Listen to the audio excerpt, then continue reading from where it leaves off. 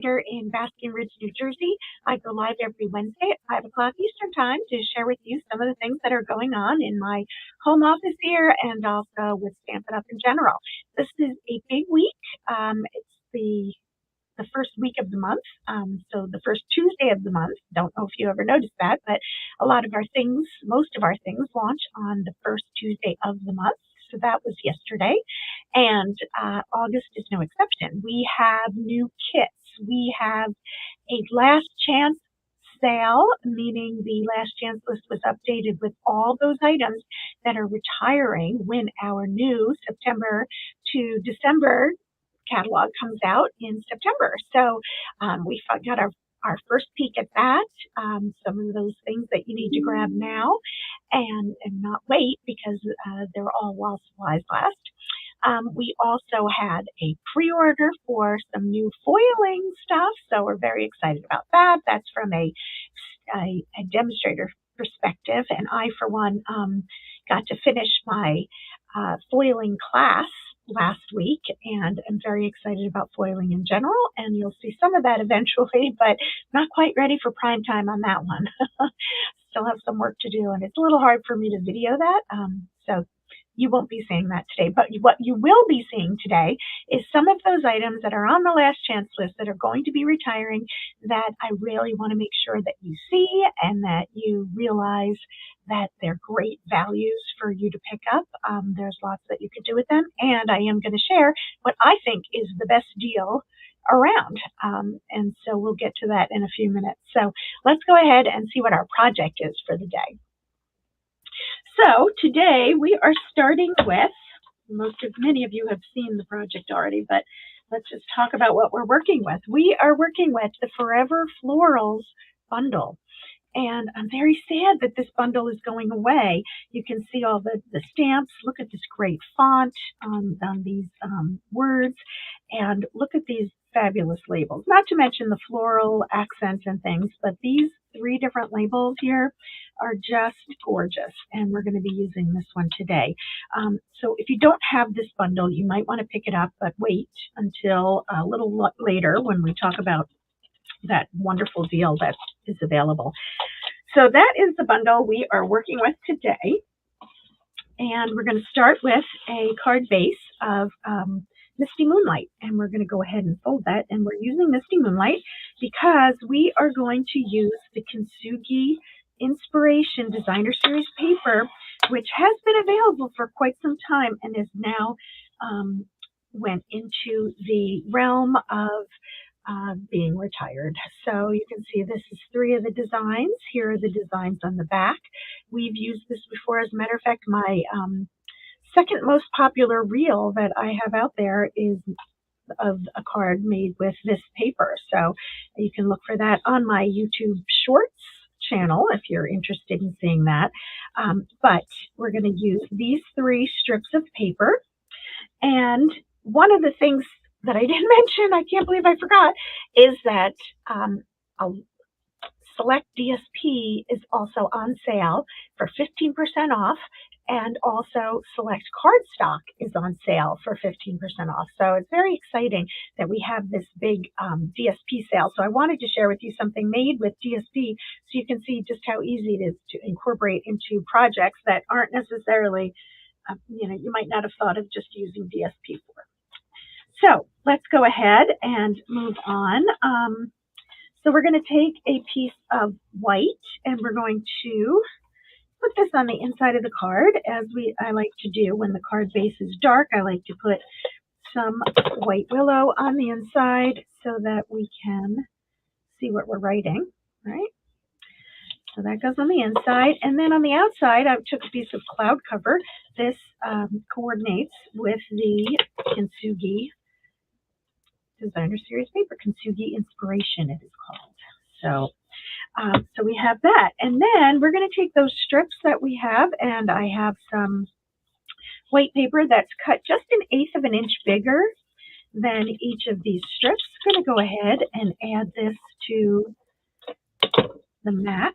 So these are the mats for these strips. All the measurements are in the video description, whether you're watching on replay or watching it live, it is there.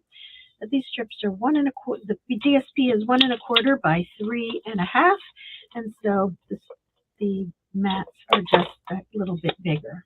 Okay, so we're going to go ahead and arrange these then on our card front. A little trouble getting this lined up. So I always like to start with the left and right sides. So we're just gonna, you can see how nicely they fit on here. You can leave an equal size border around it. Not sure if I'm doing this right. Yep, I'm doing it the way, at least that I did it on the sample that I've been sharing. So we've got that, and so we've got our strip. So this, you know, this card works with anything, right? One of the things I love about the Kintsugi Inspiration paper, it has that gold foiling. So this is gold foiling that comes with the paper, not that what was done with our new hot foil system. That's a topic for another day, but that's what we have there. But now what I did was I used that die that we were just talking about from the Forever Florals, and I cut out this label. You can see how these labels have a little bit of an edge, and it just gives that nice finish to it without having to mount it on another piece of coordinate, you know, different color cardstock. And if, of course, it fits the sentiments nicely. So the sentiment I'm going to use here is "You're on my mind." So I'm using a Night of Navy pad only because the other thing that I'm doing, it's a very busy week here. I'm getting ready for my Stamp-A-Stack, which is happening next week, and this card will be made at that Stamp-A-Stack, and another card in that Stamp-A-Stack uses the Misty Moonlight ink pad. So I can't duplicate the ink pads at the different stations. I only have one of each. So I'm using Night of Navy, but highly recommend using Misty Moonlight, but in this case, it doesn't really matter. So I've gone ahead and stamped that, and the other thing that I did is I took a piece of gold foil paper, so you can see here's that gold foil paper, and I die cut out this. I don't know if you noticed it when I was showing it, but this is the die that I cut out of that paper, and I left it in here on purpose. First of all, it didn't come out right away, right? So I wanted to share with you in case you didn't know this, because this has happened before when people have come to class and they just didn't realize, but it'll get, a lot of times your image will get stuck inside the die, and the die is designed to release them. So what you're going to need, though, is the brush tool for your Take Your Pick tool. So this is sold separately. So the Take Your Pick tool comes with 2 ends. It has the pointy tool end, and it has a not clay. What am I saying? That blue tacky stuff. It has a name. Anyway, I'm not thinking of it, but you unscrew that, and instead, in its place, you put in this brush. And again, it is sold separately, but once you have it, it comes with the brush tool, 2 of these, because sometimes these do come out after a while, and you get a mat as well. So what you do with this is you just brush it along your die, and it pokes through all the little dots.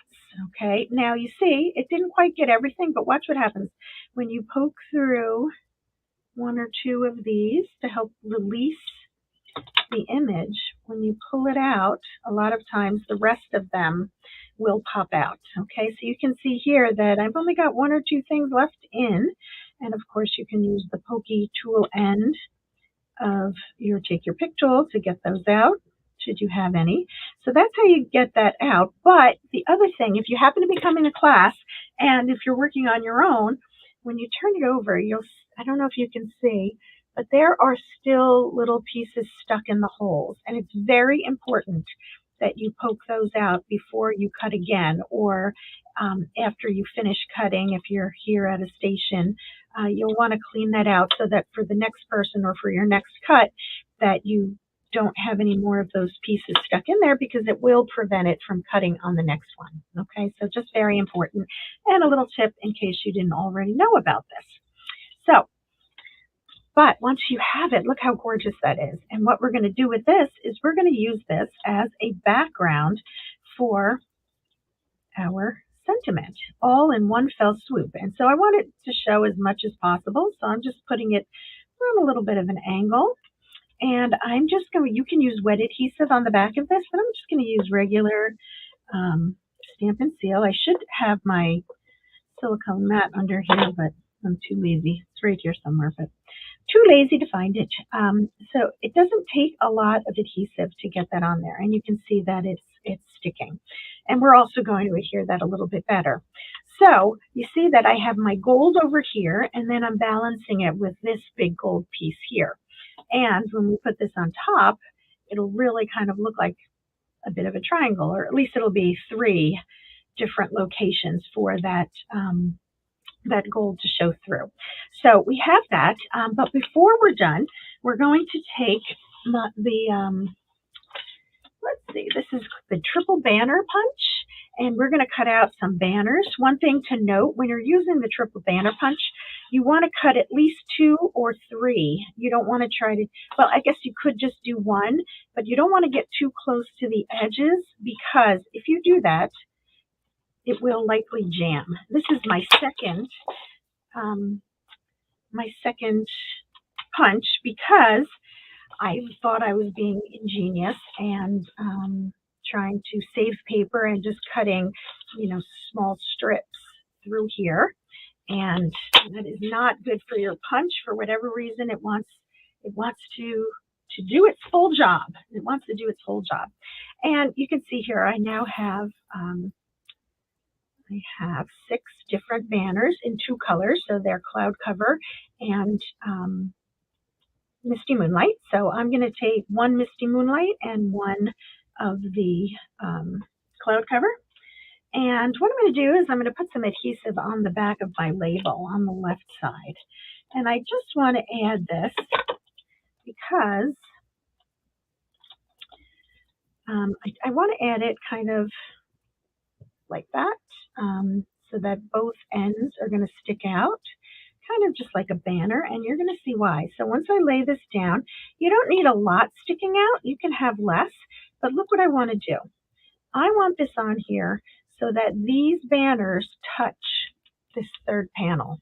Now, I could have just mounted the whole thing in the center. That would have been pretty, and I wouldn't have had to use these banners, but I really wanted to put this on to the side, and I really want, for the flow of the card, to keep everything joined together. I wanted to make sure that this DSP wasn't just kind of floating off in the wilderness there. So now, once I have that on there, you can see that there's quite a bit on there.